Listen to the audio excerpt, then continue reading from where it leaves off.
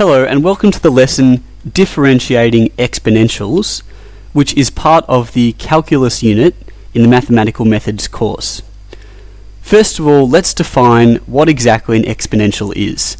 And in this case, when I say the word exponential, I'm referring to functions or expressions that take the form y is equal to e to the power of x. Or we'll see in a second, more complicated expressions that take the form y is equal to a times e to the power of b bracket x plus c, which is the most complicated form that an exponential can take. First of all, I'd like to point out this e is actually Euler's constant, and it's a very important number in mathematics. We'll see in a second it has one particular trait that makes it very useful, and it is a real number, so it has an actual value. It's around about equal to 2.7, and I put a special equality sign there to indicate that this is just an approximation. So let's have a look at why this Euler's constant is so special in mathematics. Basically, if we have y equals e to the x as our expression, dy dx is equal to e to the power of x. In this case, the function is the same as its derivative, which is very useful for a number of reasons. So down here I have the more complicated expression, y equals a times e to the power of b bracket x plus c. Let's look at how to derive that, and then we'll look at a few examples.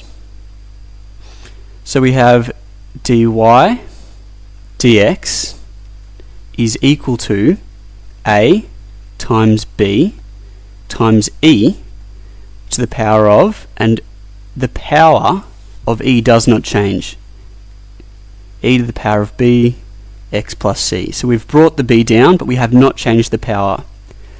This distinguishes this kind of differentiation from the polynomial differentiation, because if we had, for example, y is equal to x squared, when I differentiate that expression, the power of x goes down.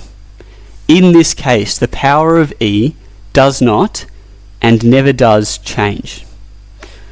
So we'll have an example just to the right of that complicated expression.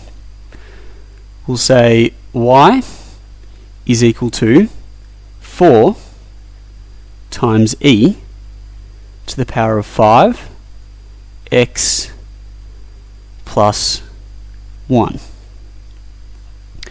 dy dx is what we want to find. So first of all, I'll write down the values of the constants. A is equal to 4, b is equal to 5, c is equal to 1. dy dx is equal to a, which is 4, times b, which is 5, times e to the power of b, which is 5 bracket x plus 1. So as you can see, what e is being put to the power of has not changed. So that comes to 20 e to the power of 5 x plus 1.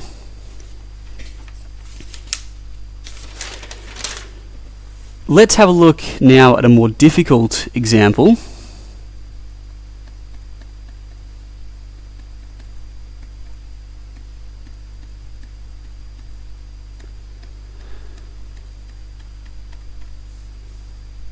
Y is equal to root 2 times e to the power of 8, 3 take x. dy dx is equal to root 2 times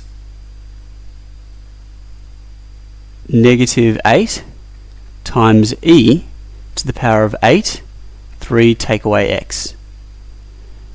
Now, the confusion that some students get here is, why was this negative 8 if we have positive 8 up here? And that's because we could rewrite this expression as y is equal to root 2 times e, 8 negative x plus 3, which is equal to root 2 e negative 8 x take away 3. So when we apply this formula over here, we always have to make sure that x is positive and it has a coefficient of positive 1 in front of it for that formula to work. If you'd like to see differentiation of any of the other expressions like e to the power of x, log ex, sin x, cos x, or tan x, please check out the other videos on differentiation.